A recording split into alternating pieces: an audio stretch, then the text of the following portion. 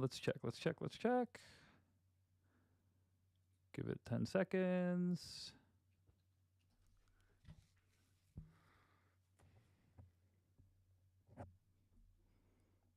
Looks like we're going on the stream. And I'm going to start recording. Oh, one last thing before we begin. HT, I'm really sorry I didn't tell you about this. What? Oh, God. But we like to have a little intro where when I call your name, you say a jokey phrase related to the movie at hand.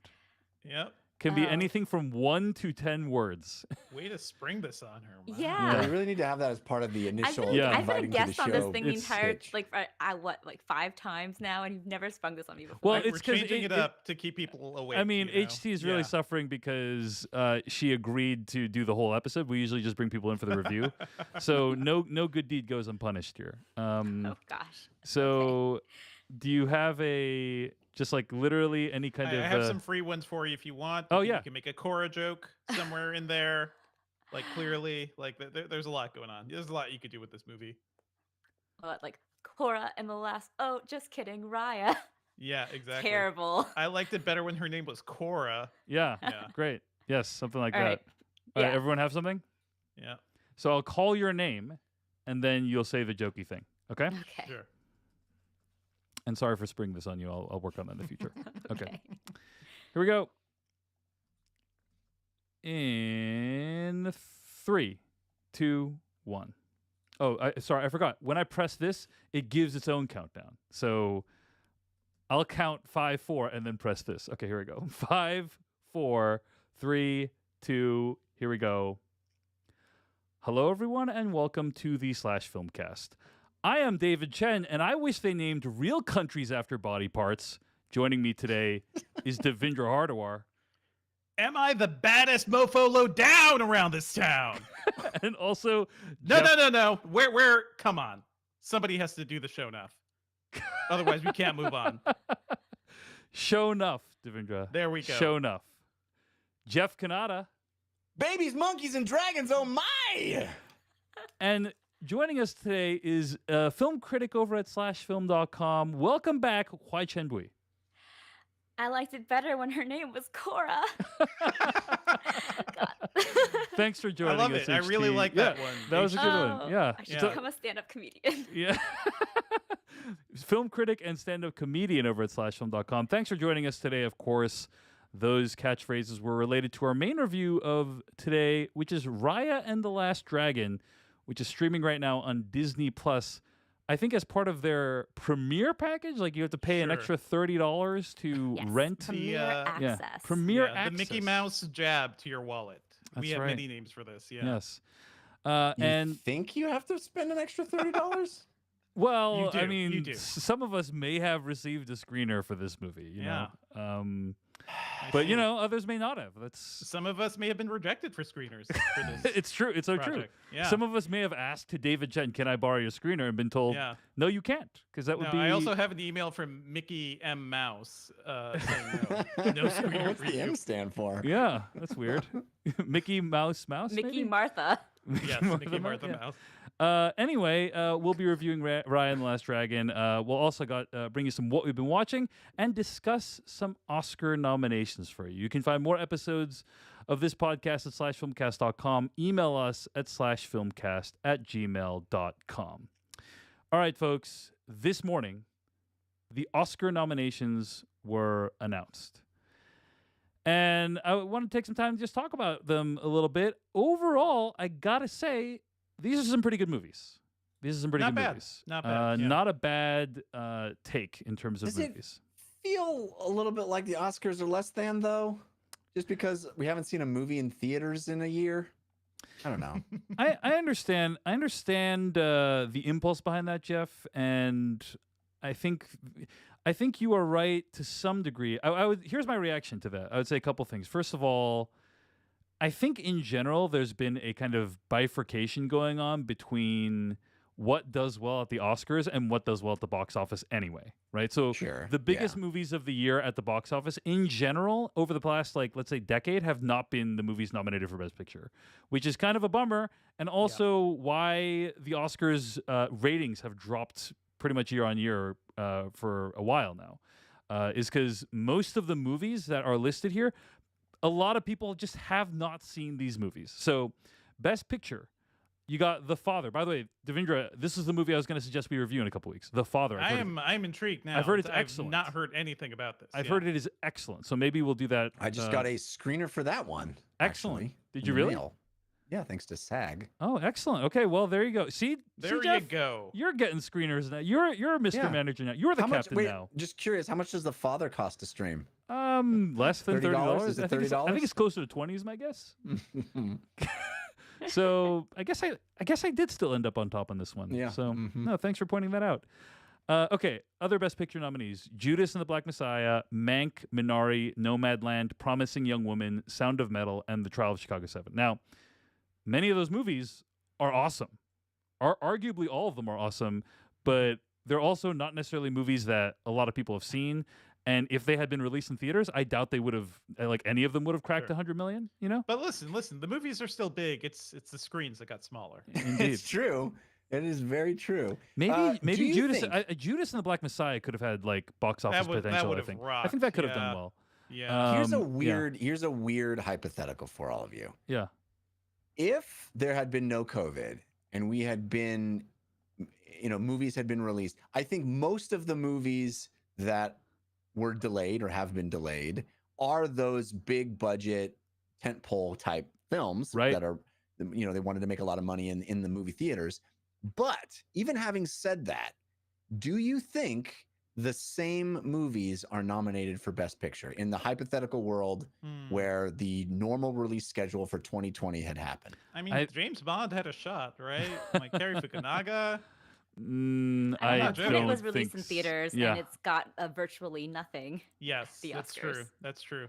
I don't think so. Yeah, I think I just that wonder. I wonder if there are movies that. I mean, I think a couple of these, like I think Mank, for example, was never going to come out in theaters, or maybe it would have had a limited run just for eligibility. Yeah. But I think maybe because everything was streaming, there are things perhaps that made it that wouldn't have. Is that a legitimate? here my opinion on it. First Conclusion? of all, in terms of Mank, that's a black and white movie about the making of Citizen Kane, which I think would have been nominated regardless. So, like, I don't think if Perhaps. we By had David Fincher. yeah, and plus Yeah. directed by David Fincher. I think if Tenet had been out in theaters in July instead of August, like, it still would have been nominated. Mank would still would have been nominated. I think what that I think what I'm trying to say is that would there have been more of a stigma attached to movies that weren't actual theatrical releases if there had been theatrical releases? I don't think so. I doubt it. But here's what I would say. I think that the Best Picture field would probably be pretty untouched, is my guess.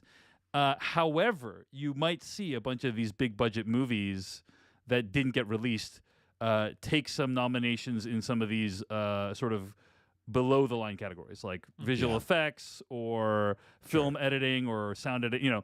It's these smaller films that are going to thrive in those categories because you don't have movies like Black Widow coming out in theaters, right? Right.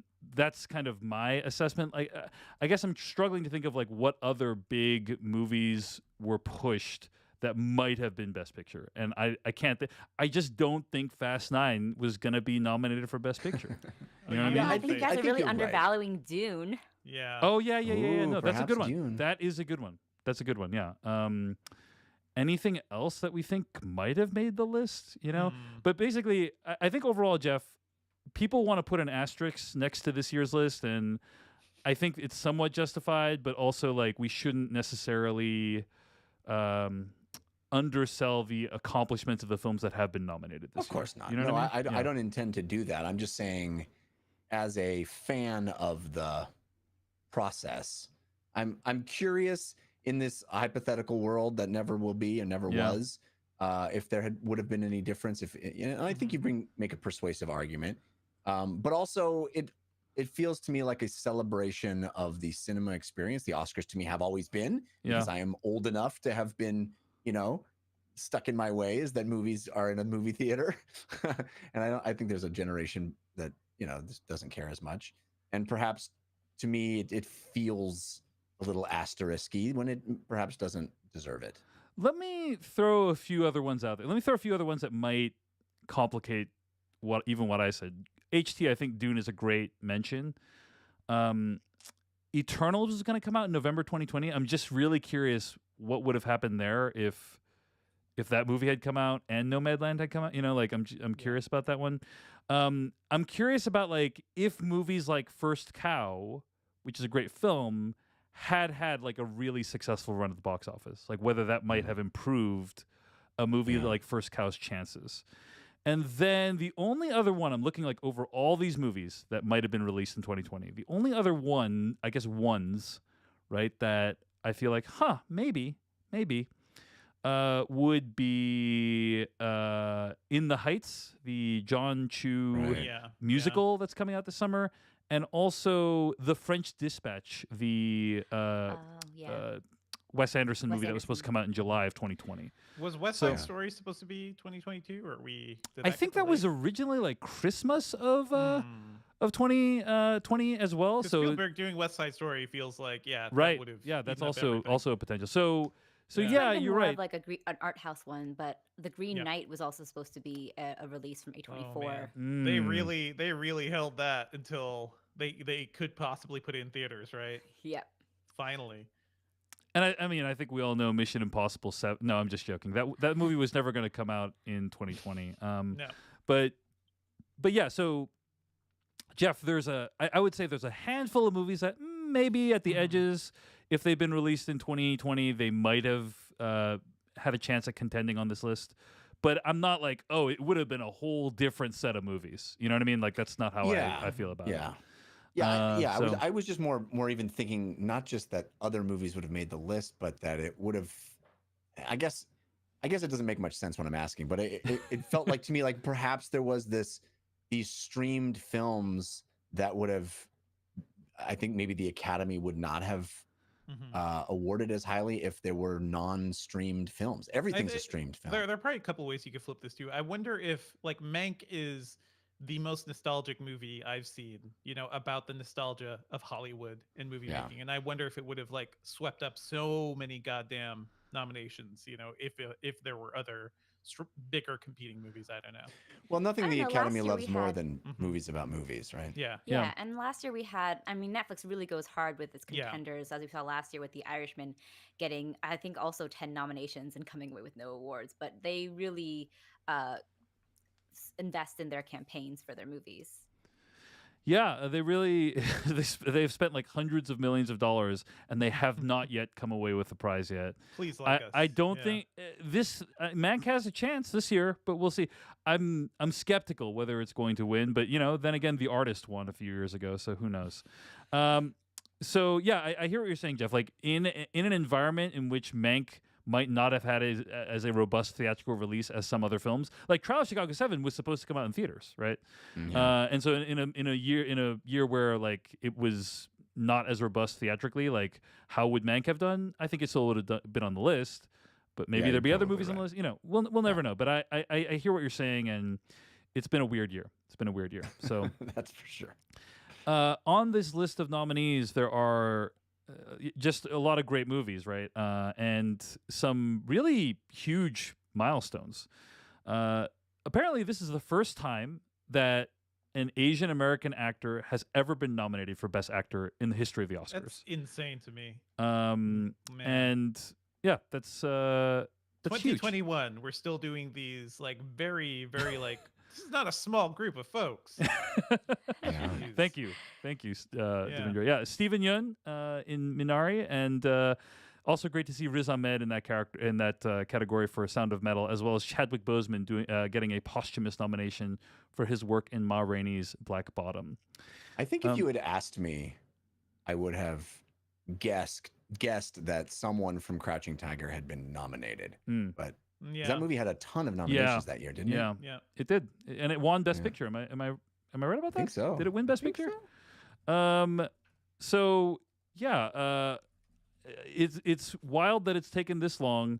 Yeah. But it's nice to see. Speaking of like milestones, Chloe Zhao, the first woman of color ever nominated for Best Director, and also this is the first year in which there have been 2 women competing in the Best Director category. Emerald Also, Fennell. milestones that feels like it should have come before. Yep, Yep. exactly. Yeah, Emerald Fennell for Promising Young Woman, and Chloe Zhao. Lee Isaac Chung also picking up a Best Director nomination for Minari, and along with David Fincher for Mank, and Thomas Vinterberg for Another Round. Thomas Vinterberg, kind of the surprise director of foreign film this year.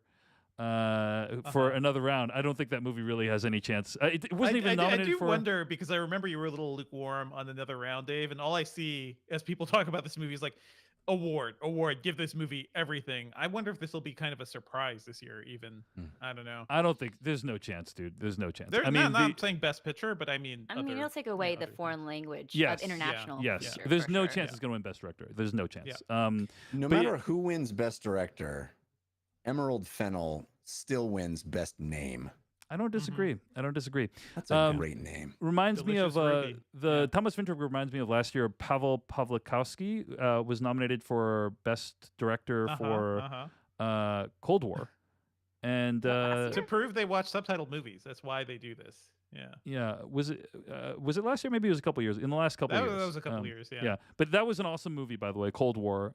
You can stream it on Amazon Prime.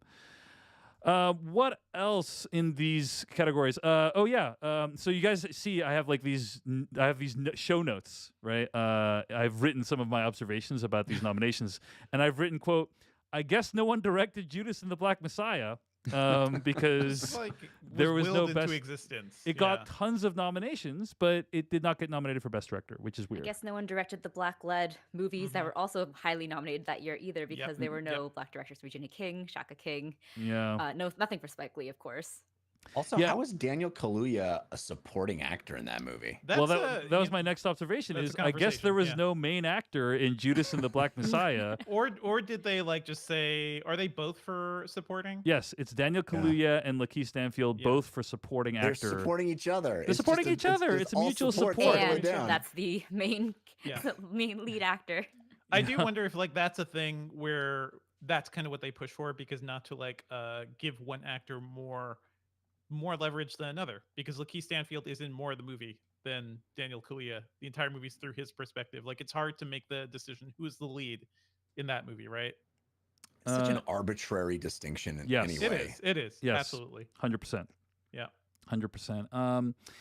But it was nice to see Judas and the Black Messiah, a movie we all liked. That picked up a bunch of nominations. I guess I'm curious. Do you guys have like one that you're really rooting for? You know, is there a category on here that you're like, man, I really hope that movie wins in whatever category? I mean, Sound of Metal deserves as much as it can. Yeah, we all love that movie. We all love that movie. I'm really excited about Minari personally. You know, hope Steven Yeun gets some recognition. Like Steven Yeun winning would be huge. I don't think he's like the odds-on favorite to win. I think Riz Ahmed's probably going to win. Yeah, but it would just be really like nice to see Steven Yeun win. Has not been doing this for very long. Like, just to think, like, this guy's career has skyrocketed so much within the past 5 to 7 years. Like, it hasn't been that long, but well deserved. It's amazing to see. Yeah, well deserved. That's how I feel about Paul Raci too, because I think Daniel Kaluuya really deserves the Oscar. Yeah. I'd give it to Daniel Kaluuya. Like, that's a thunderous performance. Agreed. I love that Paul Raci's in the mix there, dude. That dude, the kind of performance he gives, like what he does to that movie, and how his presence shifts the feel of that movie it's I'm glad it's recognized. I think it's such great a that he got low-key nominated. performance too, and one that's not recognized by the Oscars ever. So it's even more of a pleasant surprise that it came in. I'm amazed that we have 2 Asian directors competing in the Best Director category. I've never seen this. Is the first time it's ever happened in my lifetime, and it's just 2 like Asians in the Best Actor category too. Yes, it's just like wow, Riz Ahmed, that's amazing. Yeah, it's amazing. So I'm very excited about that, and I hope. Don't worry, there's still Anthony Hopkins in there, guys. Don't worry. Finally, will someone recognize the skills of Anthony Hopkins, please? Or Gary Oldman, please you know, get like, please. an old British person in there, please. Disappointment, by the way, was The Five Bloods not really landing that many. Like And Delroy they don't Lindo. really give Spike Lee much, right? So No Spike Lee, no Delroy Lindo. The no Delroy Lindo is a real yeah, disappointment. that hurt. But it did get a nomination for Best Original Score for Terrence Blanchard. And he did some great work for that film. So I'm glad that it was recognized to some degree. But HT, any categories in here that you're pretty psyched about, or anything you're looking forward to? Oh well, I'm excited for. I mean, I don't think I listened to your episode about Nomadland, but I heard that you guys had mixed feelings on it. But I am really rooting for a Nomadland Yeah. sweep because I adore that movie. I think it's so stirring. I think it's so exquisite, and I was really pleasantly surprised to see so many nominations for Sound of Metal too, because I thought it was more of an underdog in this fight, and it came in with the same amount of nominations as Nomadland. Yeah. So I'm really rooting for Riz Ahmed to win Best Actor. I kind of have the feeling that the Oscars will award Chadwick Boseman for the sort of cultural importance of his posthumous nomination. But I really adore Riz Ahmed's performance in Sound of Metal. He's incredible. I am on Team HT for Nomadland. By the way, I love that movie. Yep, beautiful. Yeah. Jeff, have you seen Minari yet? I'm hoping you have a chance to check. I'm really curious, like what you think of the two movies, like how you compare them and stuff. Because I do think they have a lot in common. You know, they're both about. I mean, they're both directed by Asian people, and they're both about kind of America in different ways. So Yeah. yeah, I hope you have a chance to check it out sometime. I would really love curious. to. I'll be totally honest with you. Yes, Dave. Tell me, be totally honest. I rented Minari This story has a sad ending. I know. for $20. yeah. And then I found out I needed to have surgery the next day. And I did not watch that movie. And now I refuse to pay another $20 to see it. So whenever it arrives on a platform that I don't have to pay $20, I will. And it's more about me than the movie. That's about me going, I'm not going to redo that. Is Minari streaming on Hulu? No. Just No kidding. Man. That's a lie. Nice try, HT. But when you rent something, don't you get it for 30 days? Has it been Did you 30 hit days play? since you rented it Yeah. already? Yeah. I thought it was start it within 48 hours or watch it within 48 hours or something like that. No. You have No. it for 30 days. Yes. You must, when you start watching it, you have 48 hours to complete it. So it's Let me very check. possible. Basically, what you're saying is it's possible the Minari screener is still sitting unused in your I'm digital gonna account. check that out. Wow. I just saved you $20. Well, on, maybe. Well, you actually, did not save me $20. I just saved you was not gonna $20 spend- you were not going to spend anyway. Exactly. Yeah. So yeah, overall though, like when I look, sometimes we see a set of nominations and we're like, this is infuriating, but this is like, hey, pretty good. That's pretty good. Pretty good set of movies, guys. I Pretty good set of don't movies. know how we can top the Parasite surprise. though. Yeah. Like, nothing can top that ever. Yeah, is there really. a movie that would win this year that you'd be like stunned by? I mean, I guess like The Father, because I think no one I know has seen that movie. I also got to say, like, I would be. I think if Promising Young Woman pulled it off, I'd be like, that's incredible, right? Like, It would be interesting. yeah. I just think it would be like, wow, that is an upset, but. Not that I'm not saying it doesn't deserve to win, but I'm just saying it's not that the would be kind of surprising. movie that has won in the past, and so I'm like, okay, that would be. I would be surprised if Judas and the Black Messiah won Best Picture. To be honest, Yeah, that's kind of the one I would like to see. because Although I love Sand Metal too. Yeah.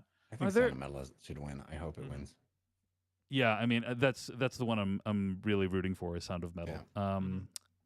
Was bummed that Darius Martyr did not receive a nomination for Best Directing for Sound of Metal. Yeah. That was a bummer. It stinks, but man, like I do wonder, like given how much love that movie got and how long like he worked on it, like that the process of making that movie was just a decades long thing for him, right? Yeah. So He did get Amazing. nominated for Best Original Screenplay. And so I'm Nice, Darius yeah. Martyr, Abraham Martyr, and Derek C. and Friends got nominated for Sound of Metal Best Original Screenplay. Hoping they take that one home.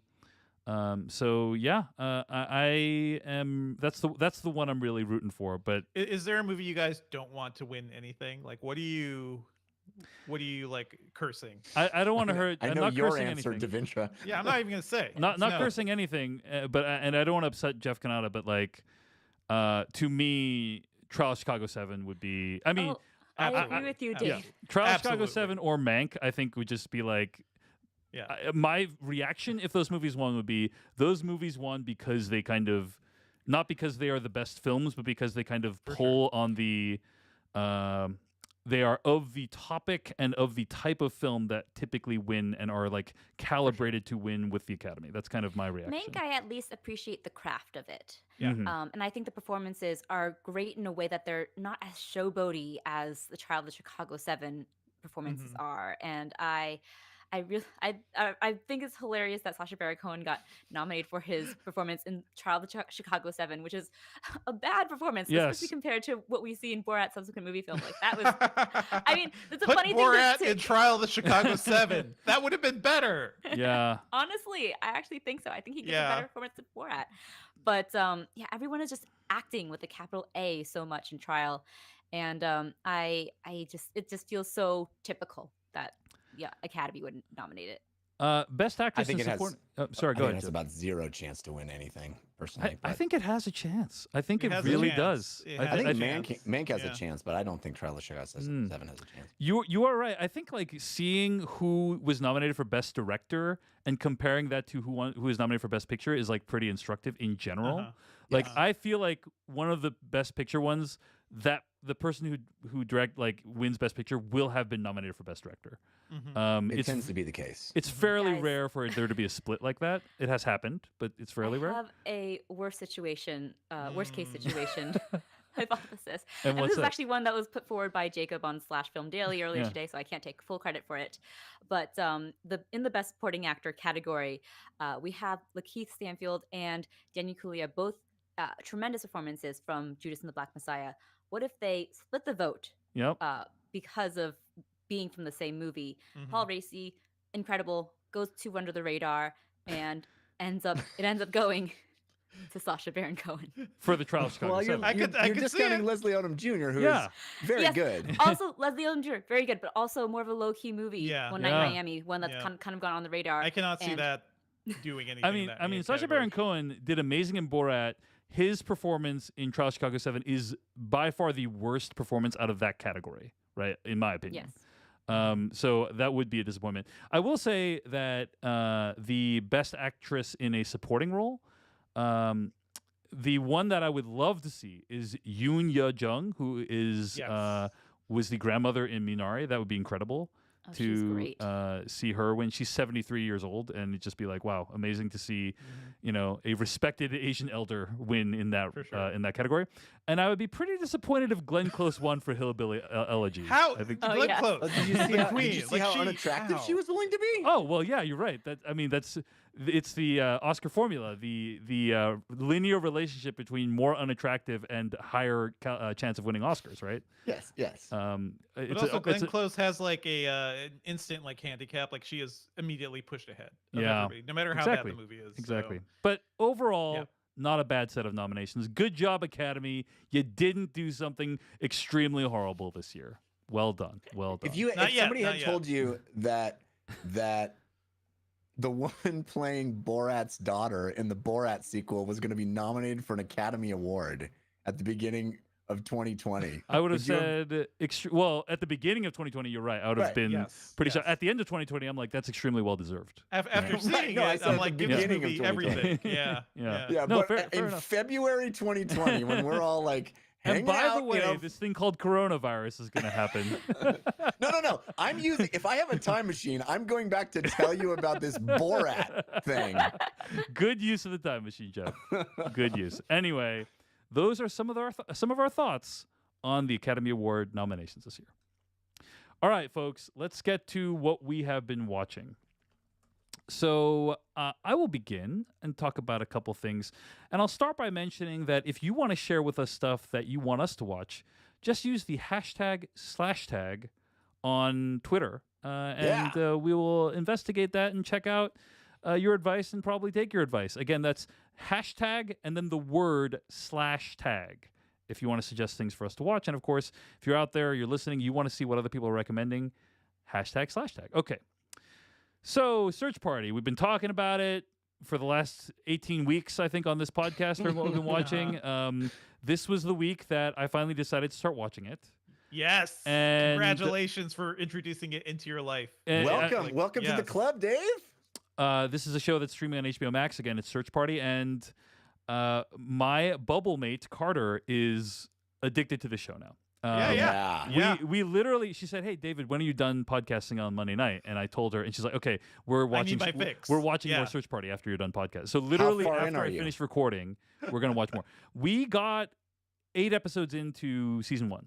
And that's what's great about the show is every episode. So this originally aired on TBS. Every episode is 22 minutes for the first few seasons. Yeah, which is just like, oh, this is delicious. It's just so you could watch a whole season in a day, like less than a day, half Here's a the day. problem with like that, a Dave. king. Here's the problem is that you're going to get to the end and you're going to be like, I need more of that. I need it in my veins. Where is it?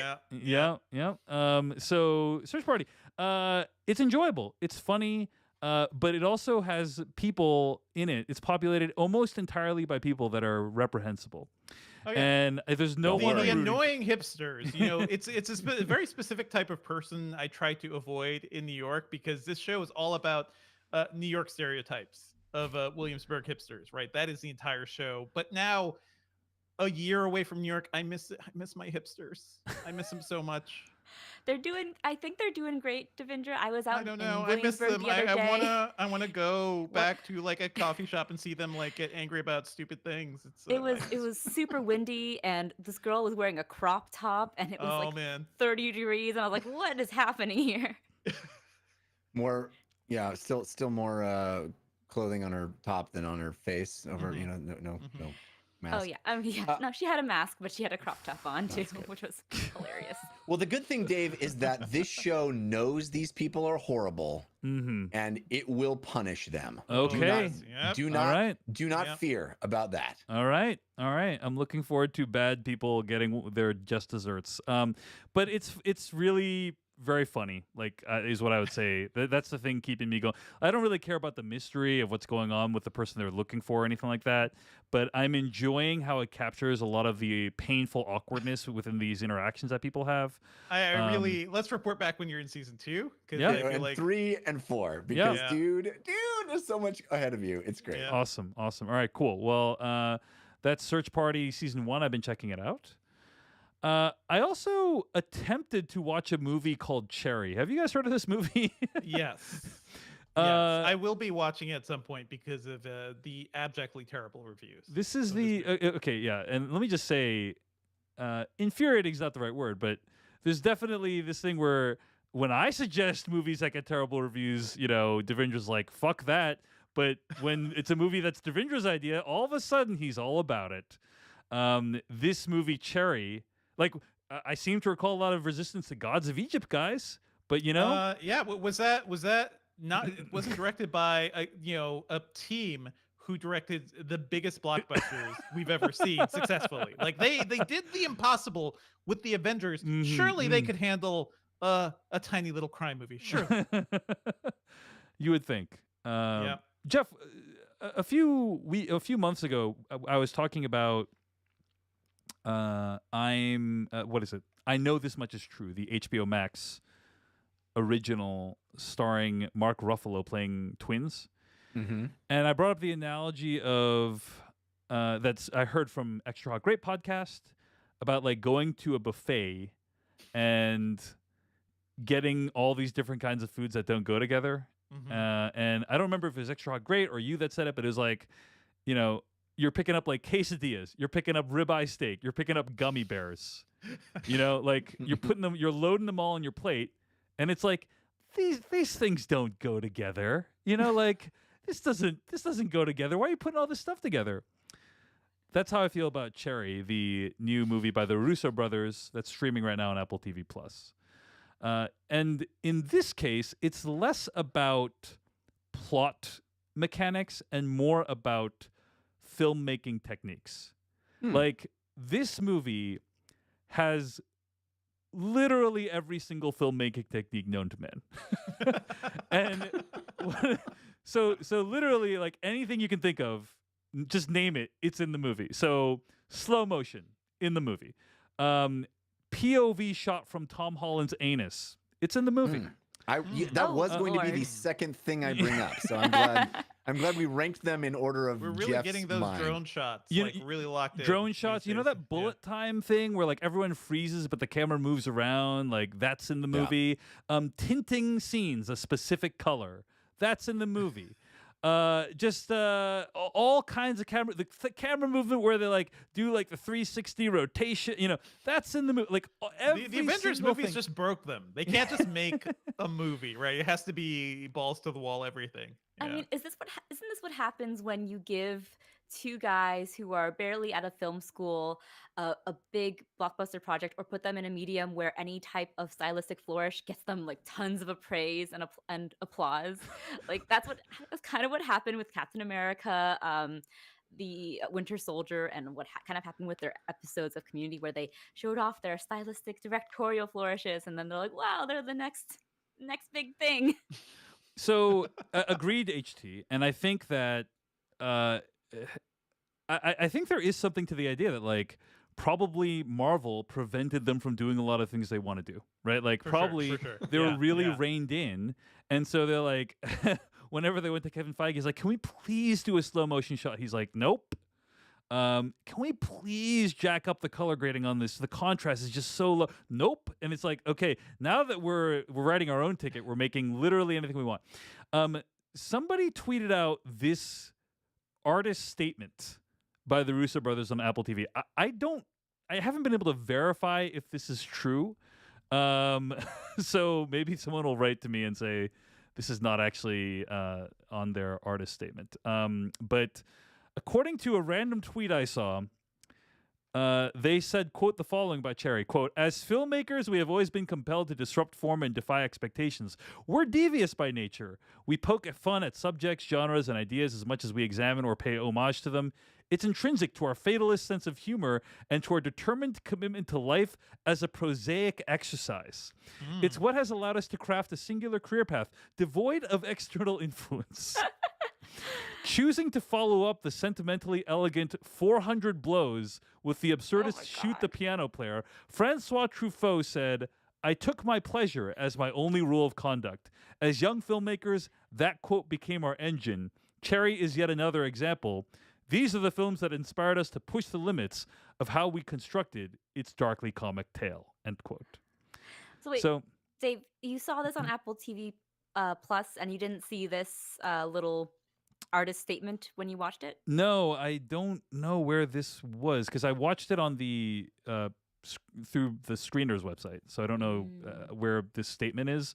But either this is a brilliant parody, or it's true and also a brilliant parody.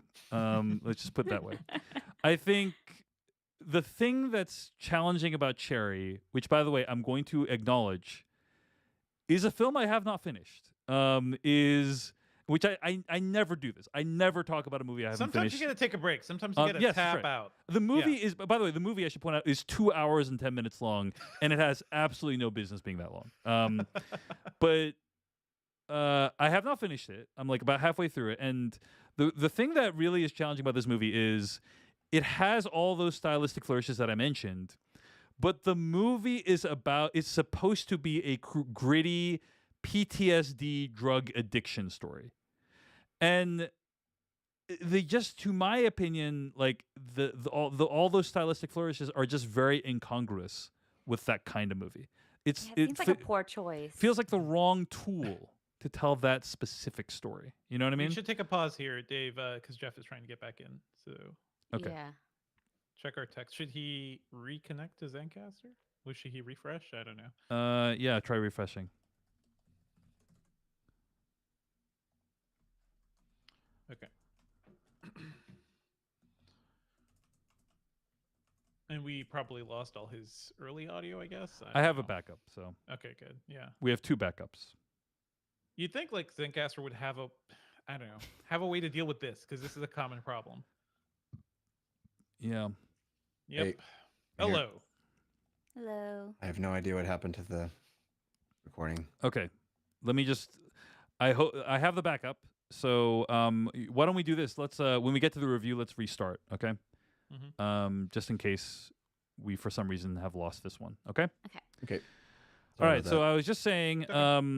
It feels like they really didn't choose the right tool to tell this specific story, and I think the reviews reflect that. I think also Tom Holland is quite miscast. I think he can actually do like we talked about The Devil All the Time on this podcast. Is that right? Yep. And I actually thought he was really good in that film. Like he's about like his role in that movie was about kind of lost innocence. And I think he's pretty good at that, even though he's kind of like this innocent, very young looking kid. But I think Cherry just demands too much grittiness of him, and I don't know that he can really pull it off. So far the movie's a disappointment. I'll report back once I finish it. That's thoughts on Cherry streaming on Apple TV+. Half of Cherry. Half of Cherry. Streaming on Apple TV Plus, and I just have to say, like, seeing all the filmmaking techniques that I mentioned, it's kind of exhausting, guys. It's kind of like, it's kind of exhausting. So this reminds me of like aggressive. when we'd have to see bad movies in the theater too. Like there are times where I just like go for like a quick walk. You know, I just go to the bathroom. Like I just need to it's the kind of movie when you go to the bathroom, it's like a relief in more ways than one. Exactly. You're like, oh, exactly. I'm like out of that world a little bit, you know, and that's nice. Okay. Anyway, I also had a chance to. I've been trying to check out more old classics, you know, particularly movies that are on my list of shame. Now, I think I may have seen Chungking Express decades ago, but it's been so long that I basically don't remember anything about it. And Chungking Express, the Wong Kar-wai film, is streaming on Criterion. Nice. So I had a chance to check it out. And I just got to say, I don't know if Wong Kar-wai is like one of my favorite directors. Obviously super skilled. His movies are less about plot and more about a vibe, right? From my perspective. It's about a vibe, a feeling, an atmosphere, a mood for love. It is my dream to get us to do The Grandmaster at some point, because that movie is also a vibe and has not been talked about enough. That movie is, it's definitely a vibe. It's a vibe for me. I like it. I'm not a huge fan of it, but it's a vibe for sure. Devindra, you seen Chungking Express or HT? Oh Chungking? Yeah. I haven't seen that Chungking, but I have seen In the Mood for Love and Grandmaster. I mean, what's great about Chungking Express is it does a really good job of capturing city living, right? And what it's like to live in an urban environment, and kind of this idea of longing, idea of longing for love, for connection in a very kind of dense urban environment. And no one, what struck me about watching this movie again is that no one really imitates Wong Kar-wai that well. Like it's certainly he's been influential, but there's been very few movies I've seen that like use the exact same techniques in this combination, which is to say a lot of like floaty handheld camera, Shallow focus, shallow depth of field, and also like the motion blur that he uses with the low shutter speed, and kind of like it's very evocative of action. It's just like no one makes movies like him, and it's the combo of him, by the way, and Christopher Doyle, and I think their partnership is just a beautiful thing, you know, because Christopher Doyle's eye is also so very specific, and like he's his go-to cinematographer, you know, and they formed like a really strong relationship. Also, seeing kind of American pop music overlaid on these Asian environments was just really, it's just a fascinating juxtaposition. It kind of is a great way of conveying the notion of the American dream and its power around the world, I thought. And Tony Leung is in this movie, and he looks awesome. He looks freaking amazing. I mean, this is like him at the height of his powers. And also, what's his name? Takeshi Kaneshiro is in this movie. Who's in everything. Yeah. He's great. He was, by the way, Jeff, this is a video game connection. He was the physical model for the character of Samanosuke in the Onimusha Yeah. series. You know his face. yeah. If you've played the Right, of Onimusha course. Yeah, I know Warlords him. and stuff Yeah. like that. Yeah. So very talented actor. He's in this movie as well. But yeah, I would recommend it if you're looking to feel what it's like to kind of live in a city and Man, this fall is in a love. go-to movie for me, by the way, because I'm missing cities and I'm Yeah. missing our like populated cities. So yeah, I need to give this. It's a great city movie. It's a great Mhm. movie about romance and love, and I'd highly recommend it. It's Chungking Express by Wong Kar-wai. I streamed it on the Criterion channel.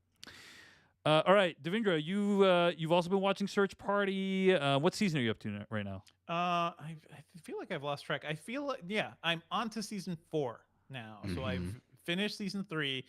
Shit gets wilder and wilder. And one thing I want to point out too is that I love that the show just knows exactly how to use Aaliyah Shawkat, who is an actor I've loved forever, certainly since Arrested Development, but she's also matured into like this really interesting dramatic actor too. And her character Dory, she is the main character of Search Party, goes through a lot of changes, and it is really funny to see, like fascinating to see how she changes as an actor too, and how she just embodies that character.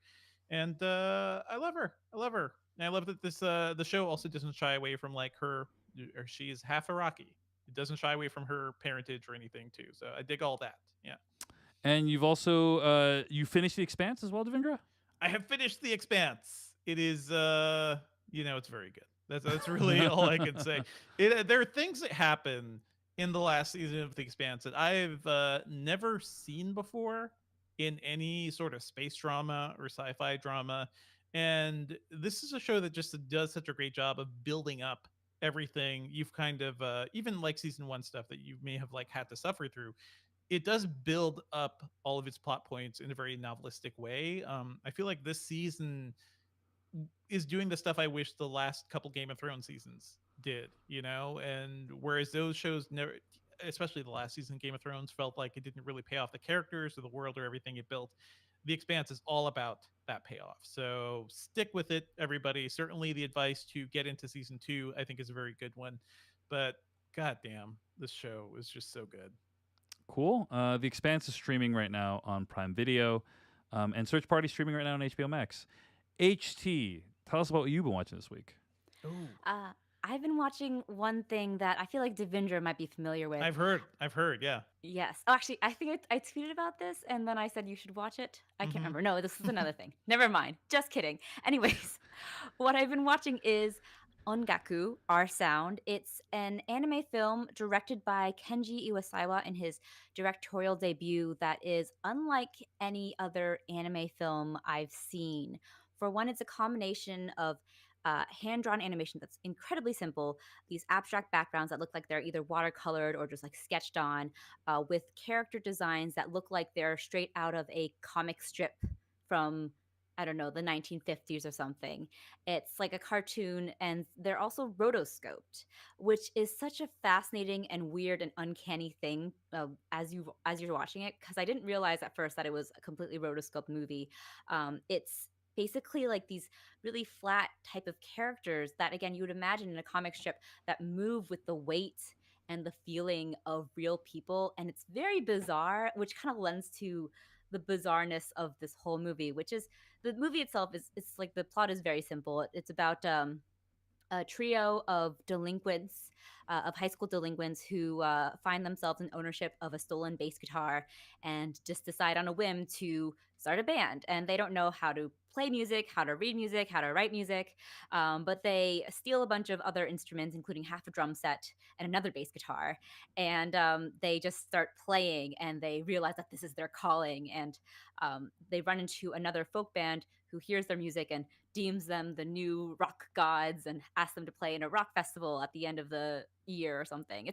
It's a movie that has that just kind of goes is very slow and is it's a comedy too, so it kind of uh, sticks with that really almost stoner type comedy, and it's all done in this very interesting and unique animation style where not only is the regular animation done in like in the rotoscoping, they have during the music performances rotoscoped performances of actual like alt Japanese musicians playing with like their hair going wild, and it becomes almost free drawn and so interesting. It's a really fascinating film that I would actually highly recommend, even if you don't like anime, because it's again something that is unlike many other anime films I've seen, including in the art style and in that way that the rotoscoping really complements the very bizarre, very irreverent, very funny and silly and sweet,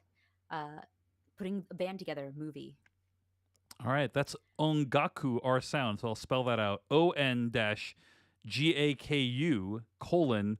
R Sound. How'd you watch it, HT? So I watched this through a screener, but it's available on. Just rub it in, HT. Just Just rubbing rub it it in. But it's available. It's only available on PVOD, so you do have to pay for it. It's also recently got released on home video by G Kids. They're great. All of the Thank you releases for G are Kids. fantastic. G Kids Yeah. has Yeah, saved G so Kids is much great. anime. G Kids is It's great. so good. So Yeah. They are great, and they have taken over the Studio Ghibli works ever since Disney just let the rights to that go, which is a real loss on their part. But G Kids is doing an even better job at with the Studio Ghibli collection. So go G Kids. This is not a sponsored message from G Kids. But send me your entire box set of everything you made. Yes. again, that's Ongaku R Sound, and it is available. You can actually buy it on video on demand or get the Blu-ray. That's what HT has been watching this week. Jeff Kanata, what have you been watching this week? I had a chance to check out the episode of Assembled on Disney Plus that covers the making of WandaVision. Have any of you guys watched this?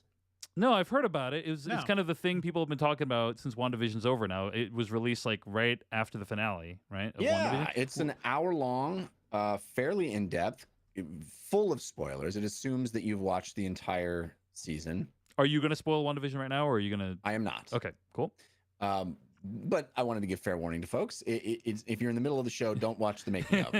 Yeah. That's generally good advice for any Yeah. show, by the way, not just. It not feels just WandaVision. like a particularly well-made Blu-ray extra feature or something. Mhm. Maybe a little more in depth than some of the ones. I mean, I was pretty disappointed, frankly, by the Avengers, Blu-ray extras, the Endgame, and they're pretty brief. And Yes. I don't want to get off on a tangent, but Go it off, is Jeff. clear. Go off. It is clear. Anytime you watch any of these behind-the-scenes making of featurettes that are on, Blu-rays, it is clear that someone's job was to document the making of these films every day, Yep. or Yep. close to every day, Uh-huh, right? uh-huh. There must be hundreds of hours of footage. Yes.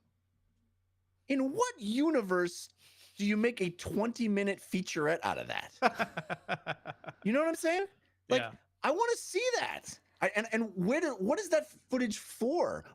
Where does it go? Why not make something more out of that? It's so frustrating to me because it's very clear that they have people documenting stuff very frequently. It's not just we were only there a couple of days and here's all the footage we got. It's clear that they are there a lot. And I don't understand the philosophy behind these studios. Well, I would releasing say it's small. completely economic, right? It's that there's not. I mean, maybe in this case they miscalculated that there probably is more demand for this than they thought. But in general, a lot of people don't watch these things. Like, it's not a super popular thing, and it takes money to make them. It takes money to put them together. So I bring that up to say, number one, I think WandaVision is a notable exception, although not as in depth as I would like. I want like hours and hours and hours of Yes. like raw, you want a unedited. 10-hour WandaVision making of Yes. thing. Just That- set the camera up and let me watch them work. That's why the Lord invented podcasts, I think. Like so many Yeah. show That's true. podcasts tend to do that. Yeah. But the second point I'll make is I think this may be an indication of things to come, because in the universe where that sweet Disney Plus needs content, it feed that beast these featurettes. And if there are shows like Assembled and like Legends and all these sort of behind the scenes fan service shows that are Disney Plus shows, perhaps we will get an outlet for more of that footage. And as Black Widow comes out, as more Marvel films come out, maybe you will see some of that content that would have found life on a physical disc release being more beefy and coming out on their streaming platform. I'm hopeful. But overall, I think the WandaVision Assembled episode, I get the impression that Assembled is going to be a longer series. But overall, I thought it was great. It was really fun. Lots of interviews of all the actors. It's fascinating the amount of work that was put in for authenticity for all of the sitcom stuff. I mean, they go into very intense detail about the first episode of WandaVision, the 1950s sitcom homage that is based on the Dick Van Dyke Show. And it turns out that not only did they meticulously recreate props and set pieces of the time period, but every member of the crew also dressed period while they were shooting, because they shot in front of a live studio audience that they brought in. Evidently, that was the only episode where they did that. But they shot in front of a live studio audience. The studio audience was seated in period chairs. They made it seem like you had walked into the 1950s when the audience was walking in to watch that episode be taped. I thought that was really cool. It's a lot of neat behind the scenes stuff, and I recommend it. If you enjoyed WandaVision, I think you'll get a lot of joy out of the hour-long episode of Assembled.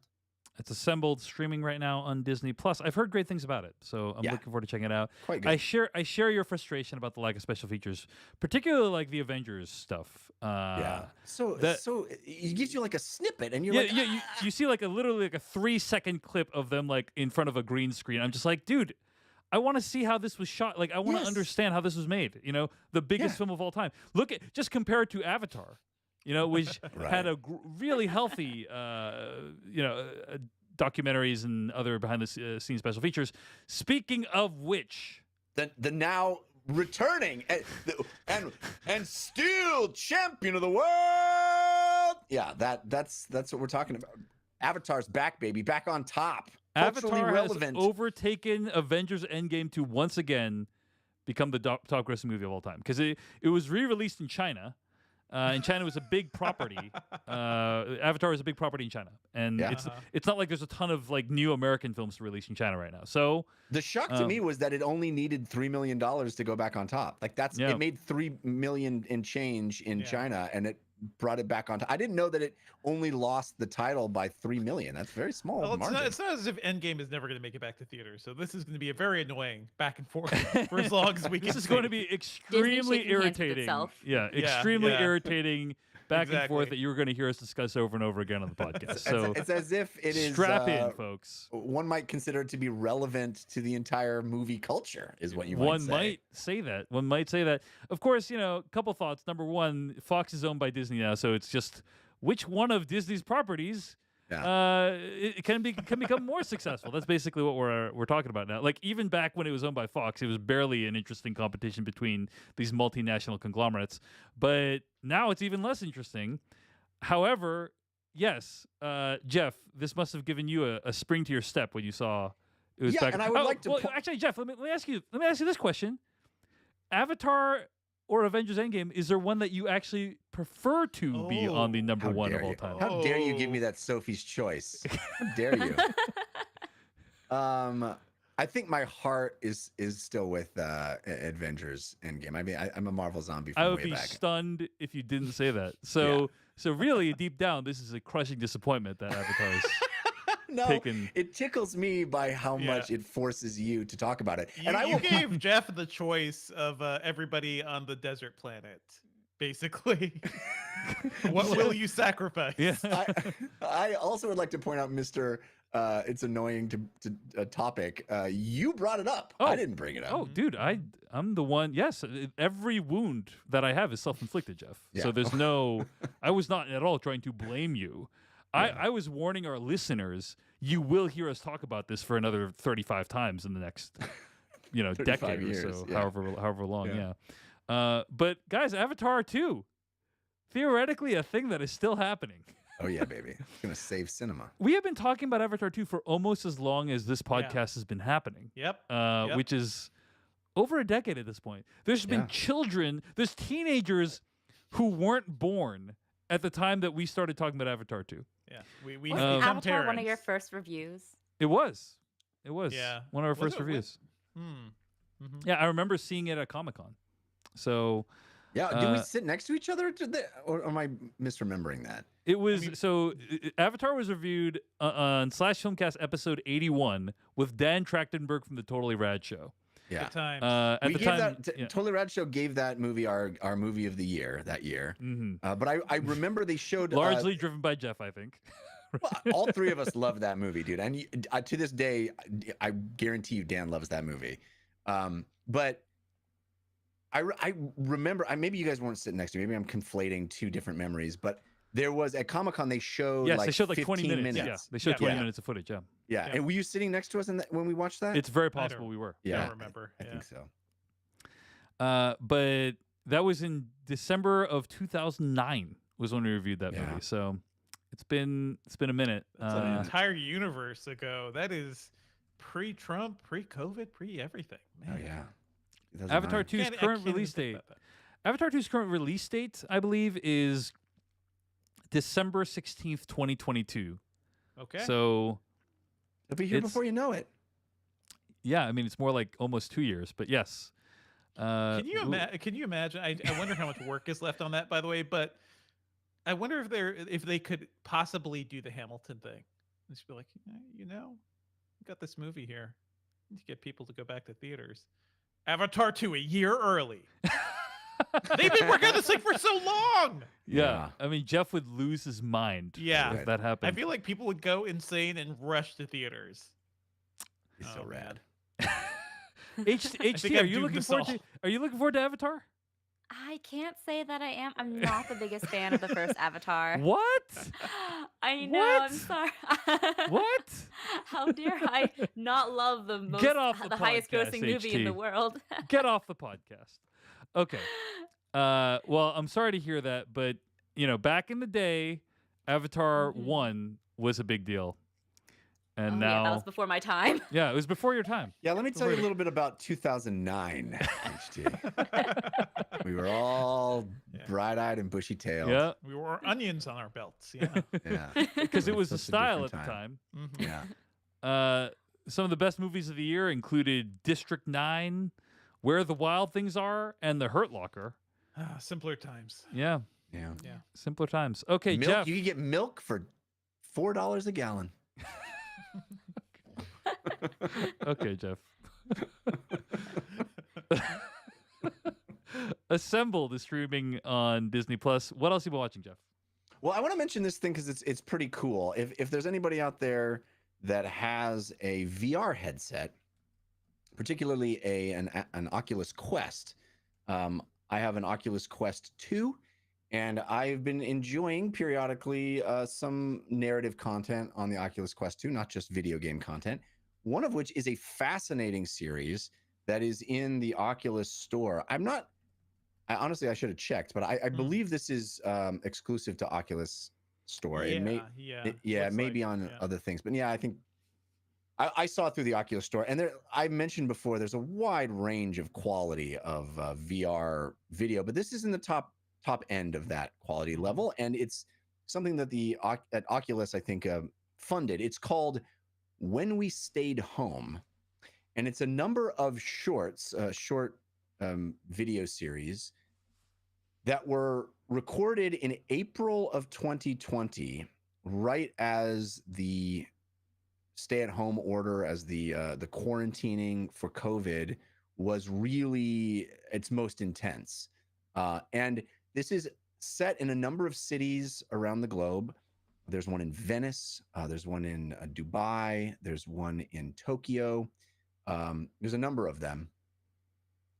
And it is an experience that I think is really incredible that they captured, because in the Venice one, they say that there's been gondolas, there's been tourists in Venice for 400 years. Mhm. And there has never been a time in all that time where the gondolas haven't been going in some capacity and people haven't been on the streets. So the fact that there was video cameras, 3D virtual reality, 360-degree virtual reality cameras placed on the streets of these cities when they are empty of human beings. It is extraordinary. And you are there. You are in this virtual reality presentation. You can look all the way around. And basically, they have narratives. They have a voiceover by, I don't know if they're fictional characters. I don't think so. I think they're real characters, real people. But they're narrating sort of their lives and what they did before and after the quarantine, talking about their experience in those cities. And it's an amazing thing. I highly recommend it. If you have an Oculus Quest headset, I highly recommend checking out When We Stayed Home, because you'll see these cities in a way that most humans will never again. And you know, Jeff, I don't know if I'm ready for this, to be honest. Like I saw New York like this. It was hell. It was terrifying. But I do wonder, like, as a cultural document, right? Like as something to say for the future. And when our kids ask, like, so what was it like during this? You could just sit through these things. So I'm glad this is made, but man, I don't want to touch this for a while. I mean, there is a little depressing element to it for sure, but there's a number of them where Tokyo in particular, and I believe Venice is the same way. I don't know the story behind this, but they managed to set the cameras up in the same place they had already captured footage pre-COVID. Oh man. So there's literally like a dissolve to empty. Yeah. So they literally, crossfade from the same camera position where you see teeming with tourists, all these people walking around, and then just ghost town. You can see humanity disappear right before your eyes. Yeah. Jeff, what are you doing to me here? I mean, I guess, you bring up a valid point that it is kind of depressing, but there's a beauty to it, right? You see the city in a different way. You see the architecture, you see these nooks and crannies that are filled with human beings, and you have an opportunity to see it with fresh eyes. And I found it to be really compelling, and I didn't come away from it feeling super depressed. I just felt like, wow, look at these places. I would never be able to see it like this, Yeah. I'm looking forward to your Thanos was right podcast, Jeff. Oh God. Yeah, snap. First of all, so the thing Jeff's talking about, When We Stayed Home, it's available on the Oculus Quest store, right? Yeah. It's free. It's not, you don't have to pay for it or anything. It's just you click on it and you can stream it and watch it. You can see some of it on YouTube too. Like it's no Minari digital rental or anything like that. You really got to. I really think it's still viewable, Jeff. Yeah, and also I'm a little bit concerned that like you didn't know that those are the rules for rentals until now. Well, like, how many dozens of rentals have you let lapse in the last 10 years? I don't rent a thing and then not watch it. I've never done that. I rent a thing because I want to watch it in that moment. I see.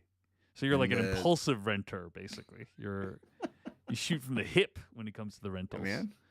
I'm not like you, where you plan to rent something 3 weeks in advance and you tell your dad and all that stuff. I don't do that. Yeah. Well, I think history will show which one of us is right. Anyway, this reminds me of this New York Times story about the headline is, "This Japanese shop is 1,020 years old. Oof. It knows a bit about surviving crises," and it's about a mochi seller in Kyoto. And many of Japan's other centuries-old businesses have endured by putting tradition and stability over profit and growth. And it's about this business that's been alive for 1,000 years and has had to go through COVID now. Yeah. So there are businesses that have been surviving for a while, and like they've been able to weather these kinds of things because they have weathered so many other things in the past. Yeah, you say that, but Fry's Electronics just went away. It's exactly the same. Exactly the same. Zero differences between Fry's and this other thing. Yeah. All right, let's get to weekly plugs. I just hit the weekly plugs music and it gave me an error message. So yeah, because you refreshed. I had that last night too. You restarted a thing, and so you have to reload it. There's some issues. Okay, well, Beatty, you're going to have to put the weekly plugs music in here. I mean, you literally could just click it and then reload it immediately. That's what I did last night. It's very fast. How about if I do this? Nope, that didn't work either. Okay, don't worry. Baby's just gonna put it in for us. Just Okay. like- you click Refresh the what? little What do you want me to plus sign, refresh? And you click the file. How hard is it? I don't have the file easily accessible, Jeff. Okay. It's not on your computer. I don't know where. Do you want me to spend time looking for it right now? I'm not going to. Okay. Anyway. Dave records on multiple computers. Yes. Okay, all right. You don't know me and I'm- my file system. I'm looking Okay. up for Beatty right now. That's all I'm doing. It's okay. Don't tell people how he lives. Don't tell people how I live. Beatty was born for this. Okay, she knows exactly what to do in this case. She knows how to find your files. She knows how to find my files. That's right. Let's be Okay. sure to keep all of this in the episode. No. Okay. Weekly Plugs is a segment each week where we discuss something that we've been in or something that's like someone else has been in. We're just recommending it. So I have a weekly plug, which is in addition to the /Filmcast Patreon over at patreon.com/filmpodcast. I got my own Patreon over at patreon.com/Dave Chen, where I'm cranking out stuff that most people on here don't care about, which is stuff about You're right about that. Yeah. conversations about race, conversations about getting vaccinated, conversations about losing weight, bunch of other topics that I'm recording bonus podcasts with my wife, with my COVID bubble, things of that nature. So check that out over at patreon.com/Dave Chen. A lot of great conversations over the last few weeks that I think people might enjoy. Devinder Hardawar, your weekly plug this week. Yeah, you guys may have heard things about these non-fungible tokens over the last couple of weeks. Ooh, I hate stuff that's I hate it. fungible. I hate it. Hate it so much. If you too are confused about the world of NFTs, I invite you to listen to the Engadget podcast episode titled "What the Fuck Are NFTs?" In which we try to break it down with Dan Cooper from Engadget, and he has a financial background, and we basically get into what the hell these things are and why everyone's talking about them right now, and also a lot about why I hate them and why we all hate them. So be sure to check that out on the Engadget podcast. All right, that's the Engadget podcast, WTF or NFTs. Jeff, your weekly plug? It's been a while since I mentioned the fact that you can get a personalized, made-to-order, bespoke limerick, your very own, made by me, read by me, for you, on my Cameo page, cameo.com/Jeff Canada, just spelled with 2 N's and 1 T. It's the perfect gift for any occasion. I took down the Cameo page for a while when I had my surgery on my throat because I couldn't do them. And I put it back up just recently, and I haven't gotten any orders in a while. So I'm bringing it up because it's a great gift for your friends, your family. St. Patrick's Day, a great St. Patrick's Day gift. Maybe I'll even do an Irish accent for you if you want that. You tell me what you need. I got your back covered. All right. Cameo.com/Jeff Canada. That's Jeff's Cameo page. HT, your weekly plug. I was originally going to plug my Doctor Who Star Trek podcast, but I put that last time, and I realized I have something Well, much more let's relevant to plug today's- that to HT. Yeah. So tell us about your Doctor Who podcast. I do a weekly Doctor Who Star Trek watch podcast called Trekking Through Time and Space. My co-host is Jacob Hall. He's a Star Trek fan. I'm a Doctor Who fan. Every week we go through an episode of Star Trek and Doctor Who, starting with Star Trek the original series and Doctor Who the modern revival, and introduce our favorite sci-fi shows to each other. It's full of fun facts and trivia and also bad jokes from both of us. So you can check that out on iTunes, Spotify, wherever you get your podcasts at. But I have something to plug that is much more relevant to today's episode. I appeared on NPR recently. Never heard of it. Never heard of it. What is Have it? you got? It's The non-fungible radio. public radio. But yes, I was asked to speak about Raya and the Last Dragon and its issues with the representation, with Southeast Asian representation specifically in its voice cast, which is significantly lacking in Southeast Asian voices, especially in its main cast. Kelly Marie Tran is the one main speaking part with who is of Southeast Asian descent. Everyone else is East Asian, and I spoke about that on NPR, and you can check it out. I hope I sound public radio worthy. HT did a great job. I heard the segment, and I agree you should check it out. It's a perspective worth considering when talking about movies like Raya, which is, by the way, something that we're about to do right now. So let's get to our review of Raya and the Last Dragon.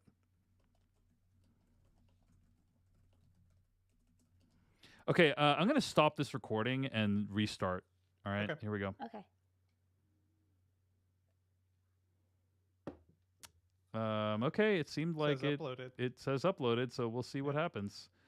But I'll run the post production. Okay, initiating new recording now.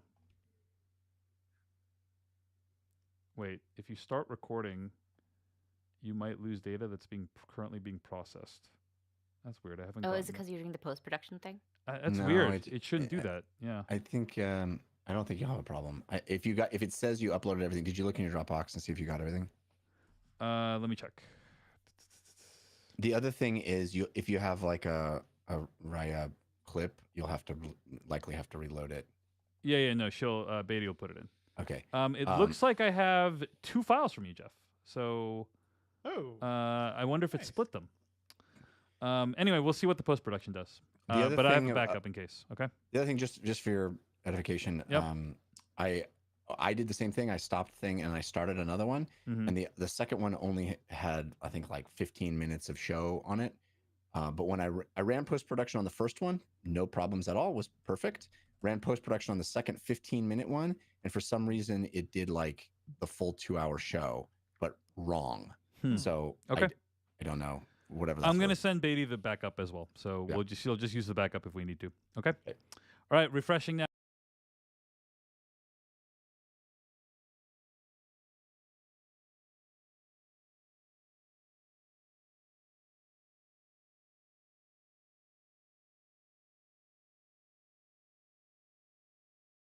My backup recording the backup for number 2 now, and starting the recording for Raya on the Zencaster starting in 3, 2. Well, actually, sorry.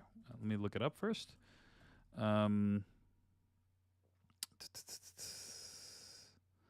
3, 2, 1.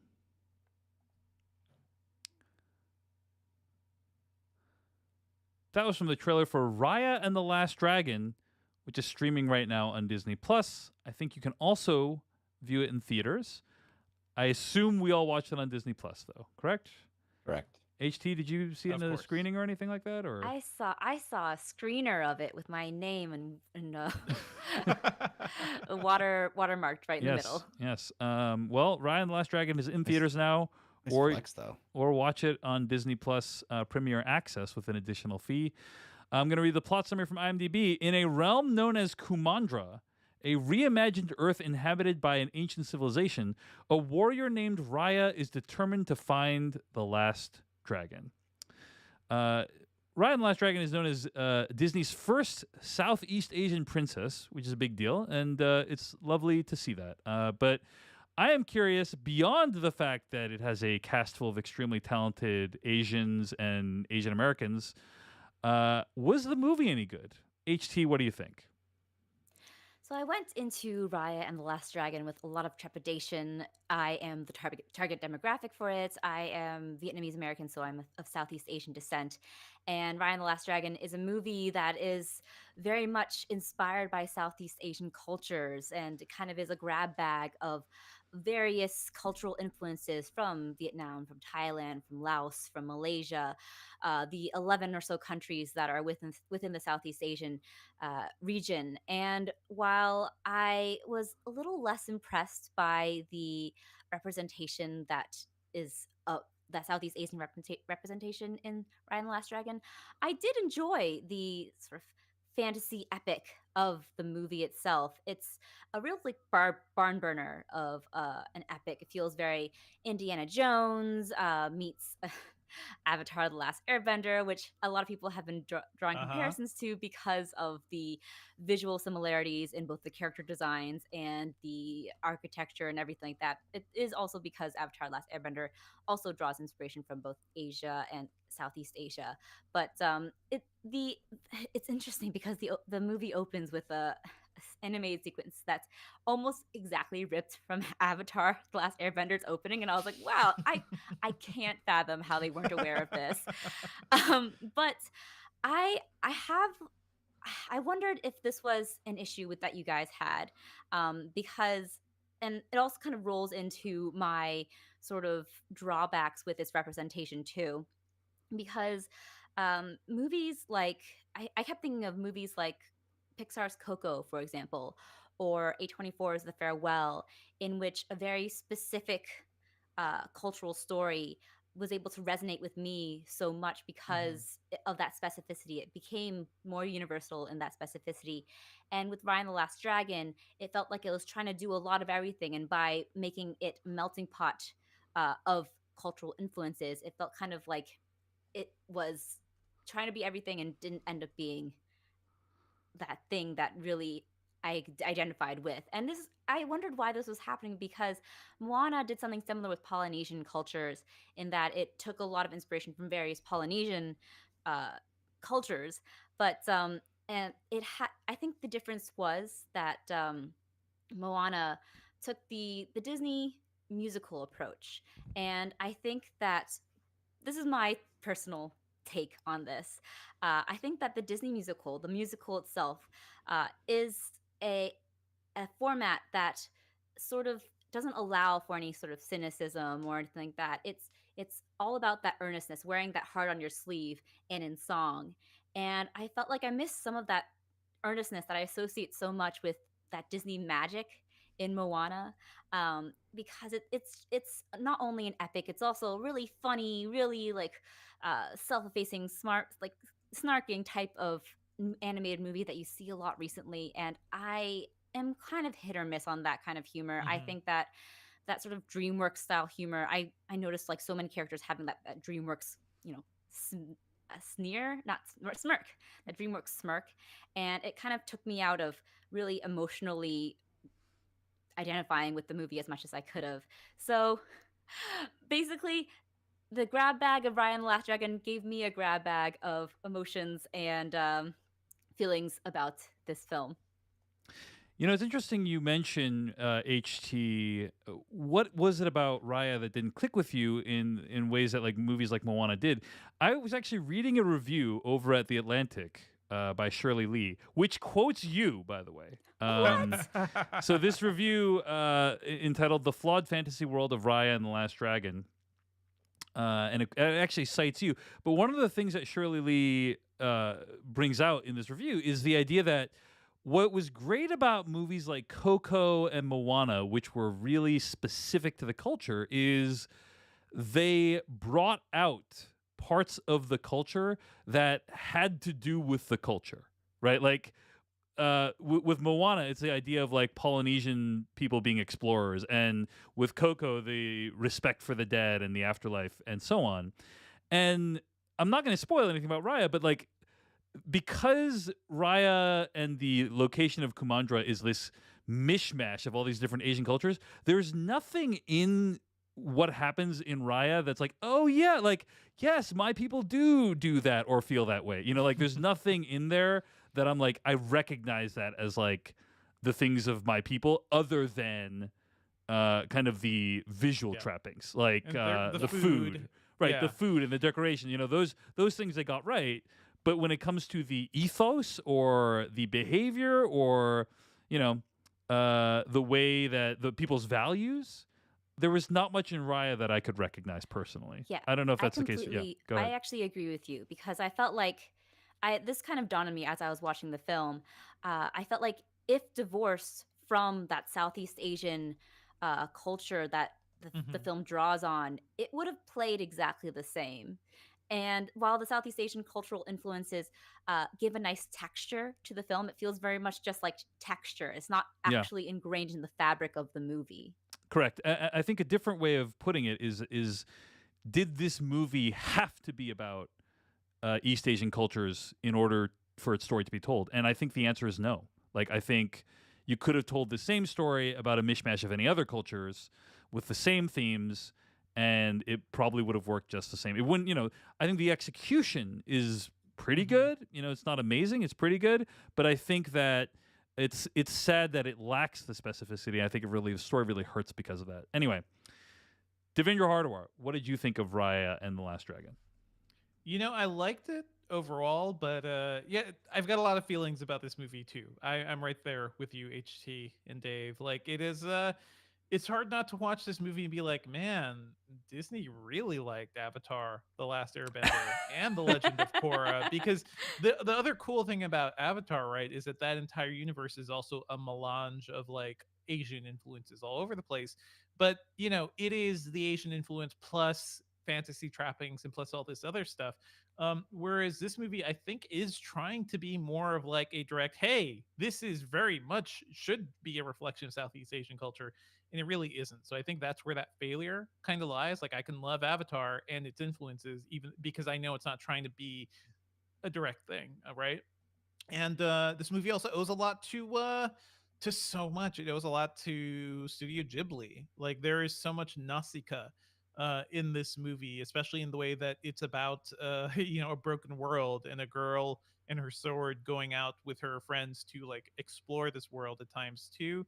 You know, I think my overall feeling though is that I'm glad this movie is at least about something. You know, it's about a very specific idea. It's about the idea of trust and who you can trust, and how do you forgive somebody who's, you know, hurt you and your society in the most terrible way. And I appreciate the fact that it's dealing with some big ideas and big themes, because that's not always the case with some of these most recent Disney movies. I think there have been some great ones, but also like what was the last one? The last Pixar before Solo's Onward, right? Which Onward. was fine, but I felt like I forgot that movie as soon as I watched it. Whereas this movie feels like it is more fully realized. I kind of get these characters. I appreciate, you know, that Adele Lim co-wrote this script, and there's like a lot of great talent behind like in the director's chair too, including the co-director of Blind Spotting. Carlos Lopez Estrada is one of the co-directors of this movie. Just kind of wild to me.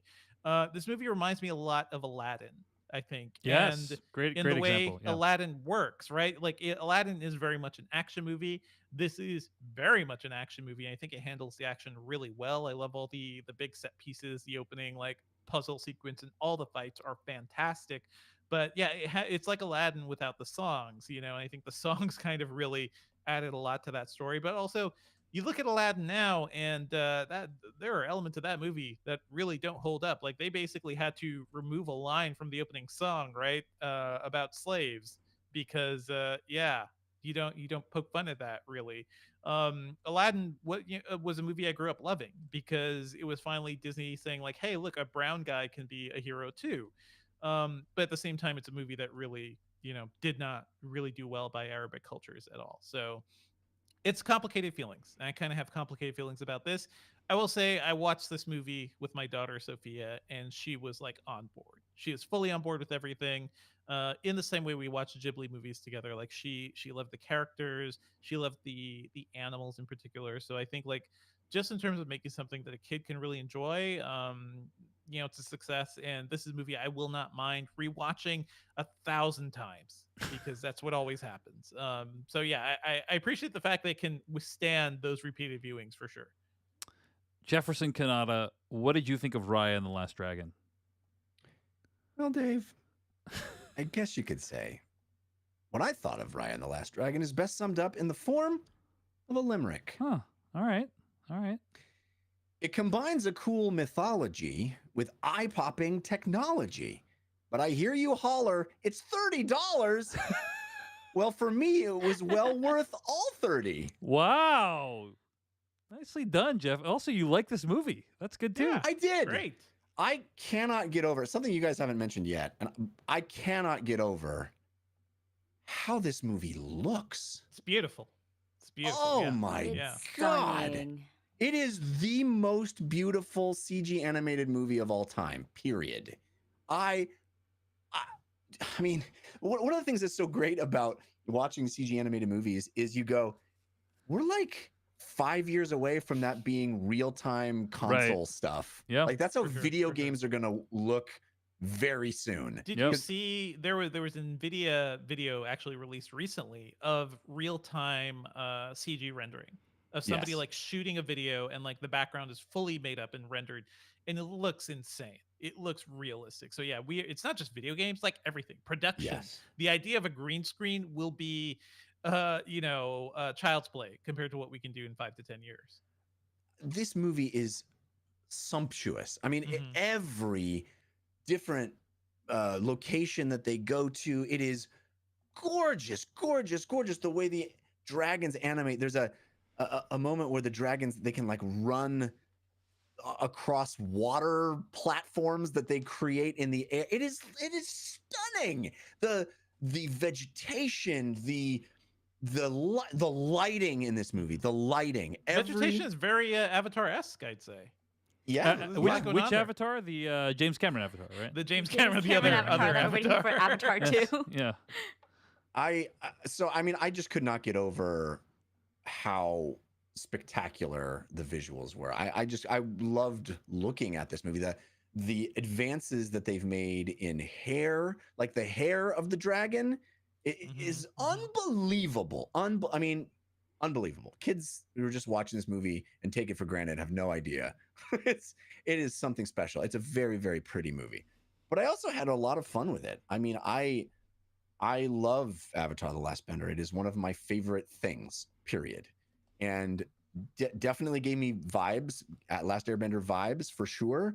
But it didn't feel less than because of it. I was like, yeah, this is the kind of thing I like. I love these grand adventure tales. I mean, you see the first few frames of the movie, you see this girl riding on an armadillo ball across a desolate wasteland. I'm like, I am in this movie. Yeah. And it's great high adventure. It is cool action, as Devindra mentioned. One thing that I thought was interesting to note, and a little disappointing, frankly, is that I don't know of very many other CG animated movies that have such long, intensive hand-to-hand combat sequences, martial arts sequences, and you've animated these characters, motion captured or however you've done it. You've animated these characters doing these long, cool fights, and you have the ability to put the camera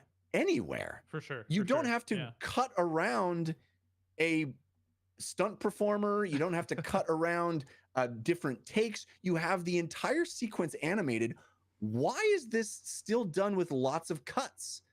It's shot like a conventional action movie, and maybe it's trying to evoke conventional action I think movies. it's shot like a good action movie, right? It Yeah, is not shot too well. close. I actually- to see what's happening, but they have this opportunity to make it at least do one action sequence, one fight where the camera just never cuts and we're swooping around. We see these. You could have done that because you have complete freedom in CG to view it from any angle all the time without cutting. I'm sad that the movie never took advantage of that, because that could have been really cool. I actually didn't have as much an issue with the fast editing around the fight sequences. I think they really added to the tension and just like the weight and the heavy hits that every one of like those clashes had, especially one of the later fight scenes, which just feels so almost terrifying in a way that fight scenes in a Disney movie has never before.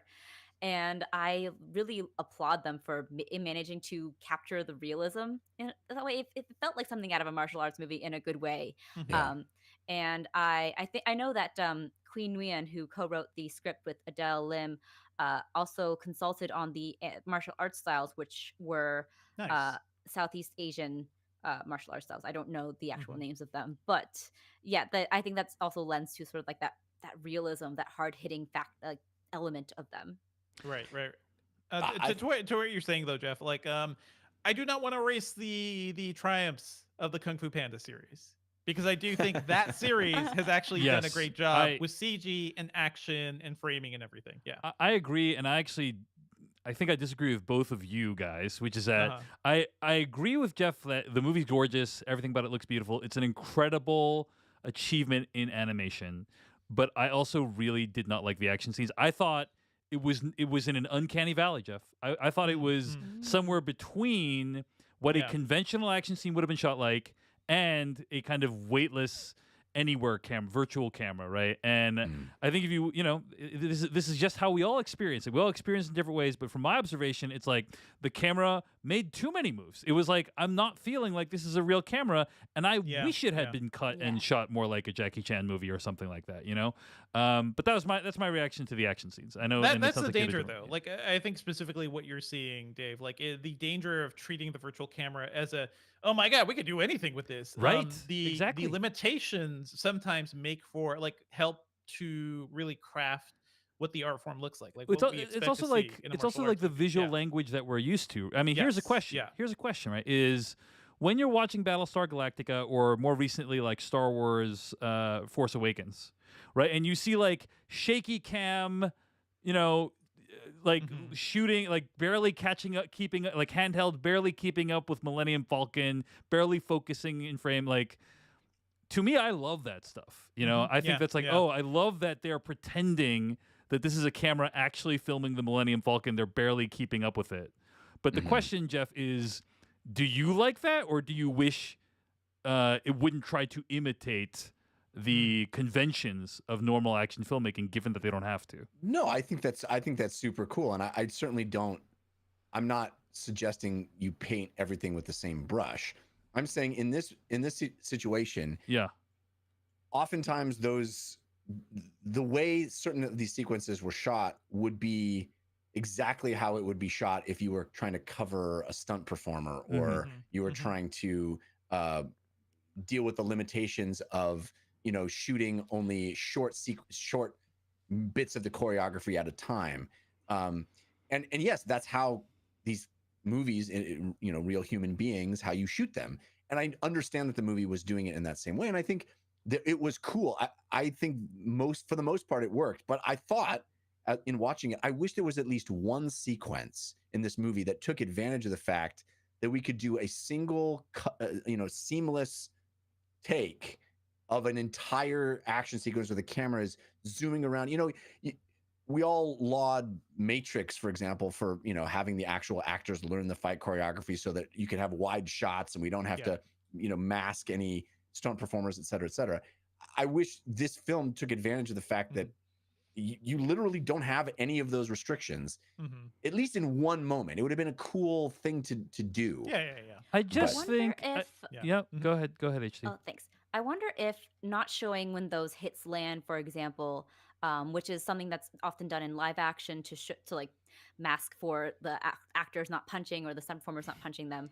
I wonder if not showing that was a result of this being a Disney family film, so they can't actually show any actual violence or gore to that extent. I mean, it's PG. It's not G. It's a PG movie. So I don't know.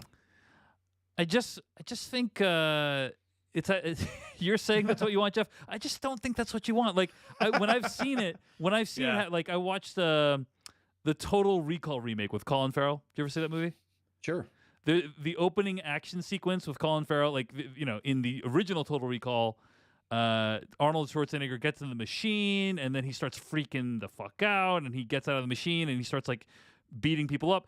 I actually don't remember what happens in the original, but in the new one, Colin Farrell's in the machine. He gets up. He's being attacked by these guys. And then in one long continuous shot, it shows him like taking out all these dudes.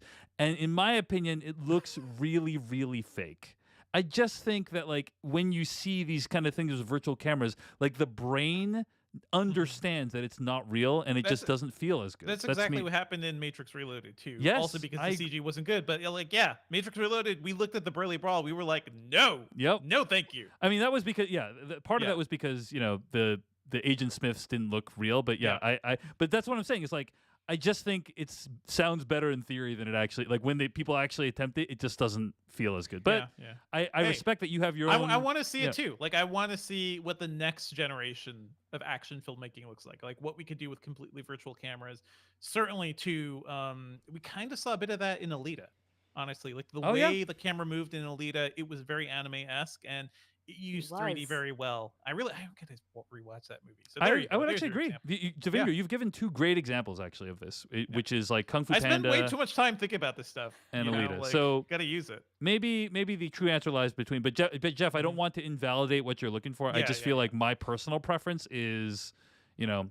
I think it's yeah. a fair point you're making. Yeah. I think we're perhaps arguing on execution. Degrees? Yeah, Yeah. yeah. Yeah. Yeah. I'm saying that there's a way to execute Yes. on that True. isn't bad. True. You know?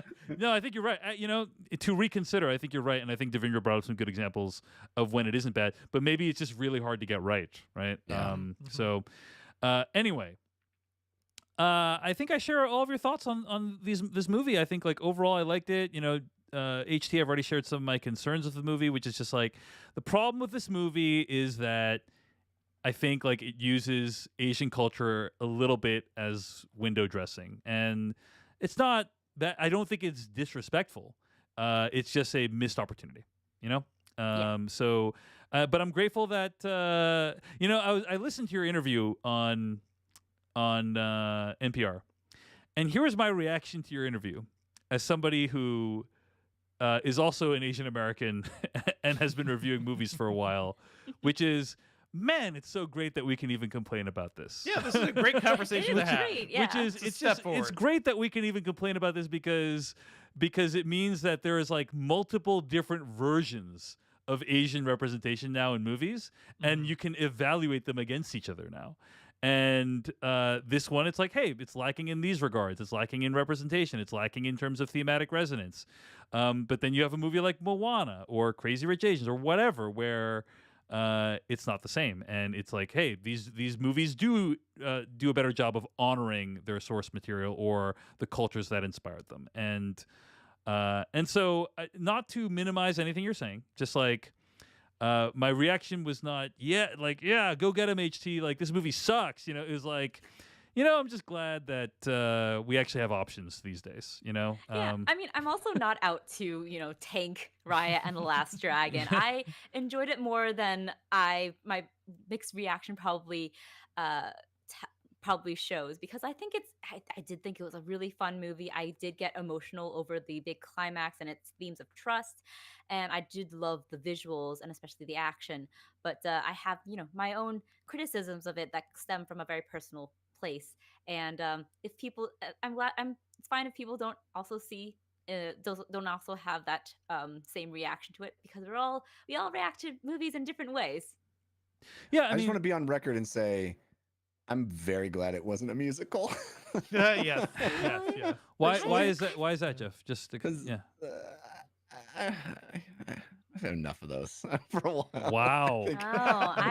I'm still always pro Disney musical. I have my qualms with Disney non-musicals because I feel like they try to go too hard in that self-effacing kind of smug humor that always really puts me off and doesn't feel like, you know, Disney to me. I mean, we all have our own different definitions of Disney, but I just never really enjoy that kind of humor that comes from non-Disney musical movies. And I associate with it being non-musical, but maybe it's just the kind of comedy that's in animated movies these days. And I'm getting old. Yeah. If you have Aquafina in your movie, you're a certain new generation of comedy. Yeah. Should we do spoilers, guys? What do you think? Do we need to talk about spoilers? Okay, let's do spoilers for Raya and the Last Dragon, starting right now. Now you're looking for the secret. You're gonna see this coming? No. But you won't find it because, of course, You're not gonna see this coming. you're not really looking. I have been puzzling over how it works. You don't really want to work it out. Who's in the box? I have been dying to tell you. I want to tell you my secret now. You want to be fooled. Well, guys, this week I watched a movie that showed a fictional country that was a mishmash of different countries from the region it's supposed to be based off of. And it featured a hero with a large blue magical friend who spends most of the movie pretending to be human, only at the end of the day for the protagonist to realize that they have the power to free that friend from their true task and help them to self-actualize. But enough about Aladdin. Let's talk about Raya and the Last Dragon. Yeah, I think that was a little of a stretch, Dave. First of all, how dare you? Yeah. The entire premise is too stretched. Do I go to your place of work and tell you that you're stretching too far, HT? I don't think so. I mean, you did critique her NPR performance. I mean, You didn't say you go HT. She was a You guest said, there. I mean, that first of all, that's a stretch. Secondly, also fair. But anyway, also let me just say I wrote that during the segment, like during the review segment, because you said Aladdin, and I was like, oh yeah, there are some similarities. So yeah. I put that. It's not my best. It's not my best. Okay, it's not. You guys are right. You guys I are right. really thought you were gonna go for an Avatar: The Last Airbender one No. because yeah, No. That would Oh, require well. me to have seen that show. Yes. Unfortunately, Yeah, that's Yes. true. Okay. Oh, dude, it's so good. It's so good. yeah. Dude, So that's more offensive to me than Firefly, frankly. Yeah. Yeah. It's all I agree. offensive. It's okay. It's it's all offensive. So thoughts on the? I will say that the ending when she brings her father back to life is very powerful. The idea, it's basically like the snap is what happened, right? Like these Yeah. people are frozen, and they miss out on 6 years of life. Yeah. And You're they welcome on getting your dad 6 extra years at the end of his life that you wouldn't have had him around for. Mhm. Yeah, that's pretty good. But it's anyway, powerful stuff. it's powerful scene because also like we're living in a time right now where we're not seeing our loved ones for a long Yeah. period of time, right? And so there's a special resonance that probably they didn't plan for there. The look of how that happens, how they turn to stone and assume the same pose. Mhm. Yeah, I've never like seen so- that before. It is Pose of haunting. subjugation. Yes. In a way. It, Yeah. it like, of course, you just assume every other movie that you've ever seen someone turn to stone, where they just turn to stone in the exact position they were before they were right. stone. The fact that this movie like forces them into the same position, brilliant and haunting. It stays with me. It is such an incredible idea, I think. Mm-hmm. Agreed. Any other thoughts on the ending? HT, what'd you think? How'd you feel about the trust was in you all along as a solution for the problems?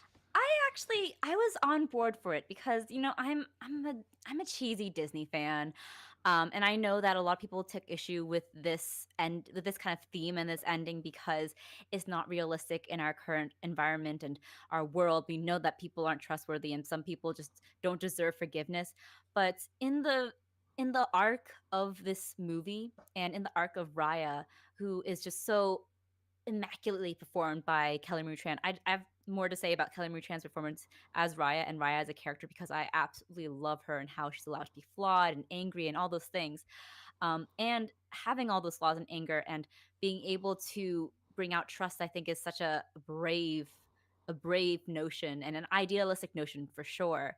And the way that it plays out with all of those characters sacrificing themselves. First, Boone, just hugging Raya as if she's a surrogate mother, and then everyone else assuming their poses around her. Also, not completely going into the subjugation pose. They're all kind of Yeah. frozen as is, which I thought Yeah. was really interesting.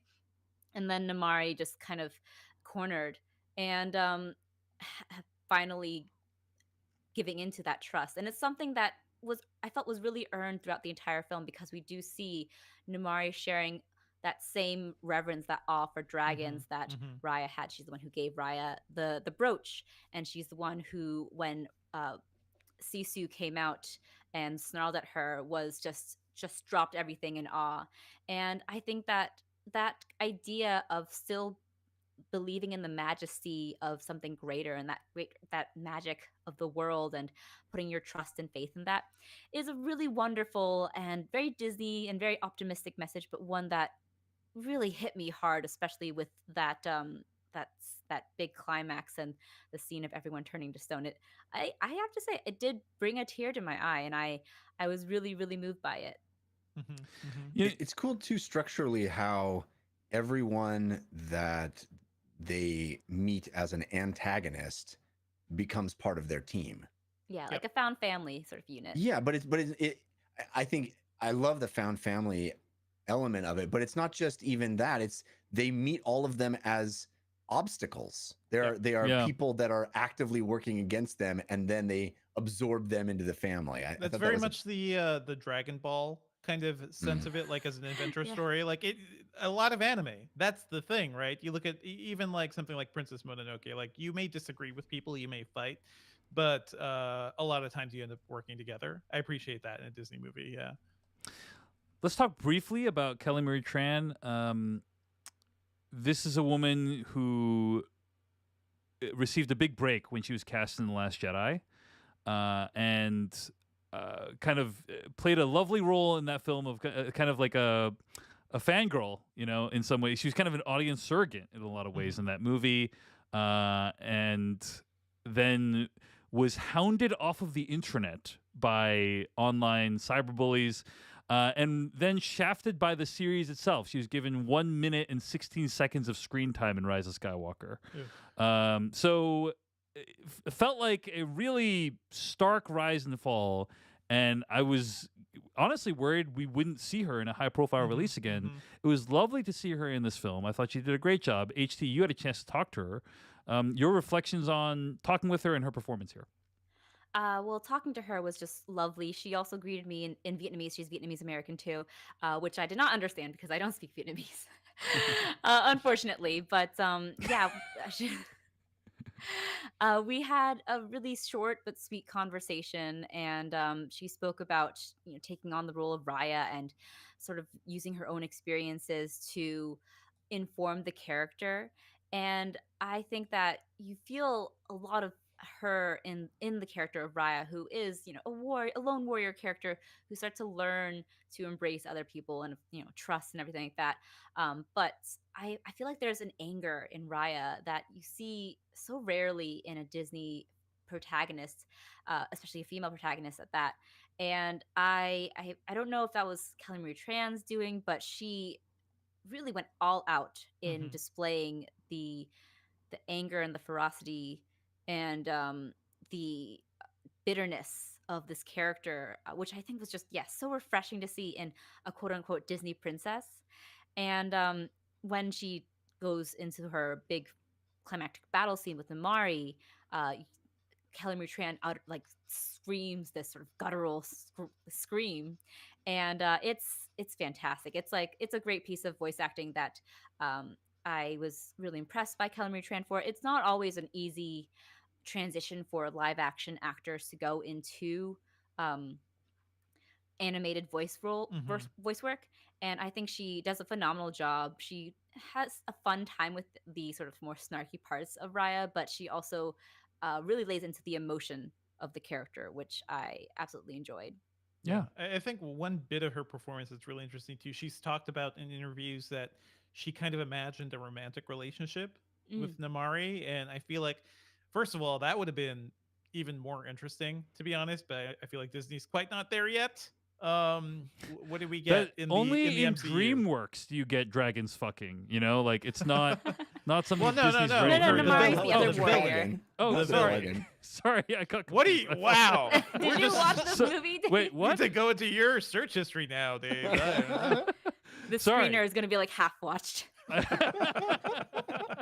One got part confused. rewound I got over and over confused again. about who Yeah. Namari. I apologize. That's my bad. It's okay. That's It's my okay. bad. But I really I like that aspect of what she kind of brought into that performance too, because I feel like you could kind of feel like she thought about more about their relationship than maybe is even in the script. I also really like Namari as a character voiced by Gemma Chan. Her design is interesting too, because she's buff. She's kind of buff in a way we don't normally get to see women in these movies. I know Moana had muscles, and there were articles about Moana having muscles, but Oh, I forgot about that. yeah. Namari is like buff in a way that's like, oh, she has upper body strength. It She actually her reminded core me of is strong. The Last of Us Part 2. Yes, exactly. Oh, Yes, exactly like that character.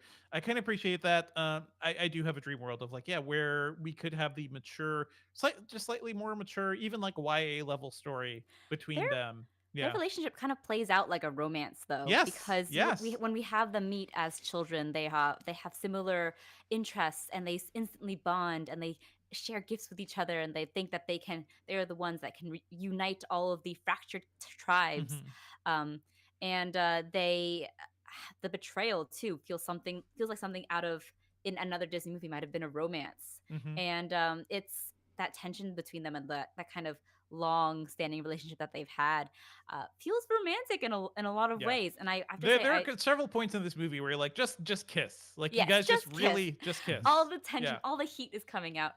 But yeah, I have to say, I also really appreciate that the central three characters of this movie are all women. Mhm. And because you have Raya, you have Namari, and then you have Sisu, played by Aquafina, who is a dragon, but is also a woman, a young girl. I don't know.